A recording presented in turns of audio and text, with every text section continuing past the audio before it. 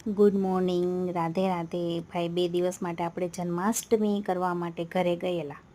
તો જુઓ ફાઇનલી ઘરે પહોંચી ગયા. જલ્દી પાછા બજારમાં બી નીકળી ગયા. આપણે ગુંદાવળીની બજાર બહુ ફેમસ છે, ત્યાંથી બી જલ્દી પાછા આવ્યા, કારણ કે આપણે જાવું હતું લોકમેળામાં. રાજકોટનો લોકમેળો બહુ જ પ્રખ્યાત છે ભાઈ, કેટલી જગ્યાઓથી બધા આવતા હશે. ફાઇનલી મારા ભાઈ ભાભી બી રાઈડમાં બેસી ગયા છે.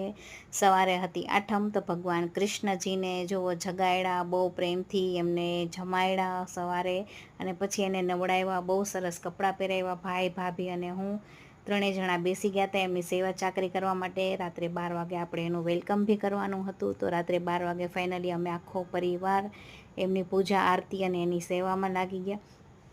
અને હર વર્ષ અમે આવી જ રીતે એમનું વેલકમ કરીએ છીએ. આખું ઘર બહુ હર્ષ અને ઉલ્લાસથી, બને એટલું જલ્દી સૂઈ ગયા, કારણ કે અમારા કુળના દેવી છે માં હિંગળાજ, એના દર્શને બી અમારે જવું હતું. રાજકોટથી ચોટીલા બાજુ એમનું ધામ છે હિંગળાજ માતાજીનું.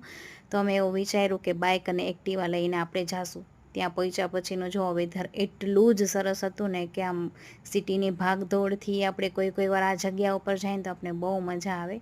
તો મારી બેન આ બહુ સારી રીતે શૂટ કરતી હતી, પણ જો મારા ભાઈ અને ભાભીને છે ને બહુ મજા આવે છે, આપણે ઓવરટેક કરવા આવશે અહીંયા હમણાં થોડી વારમાં.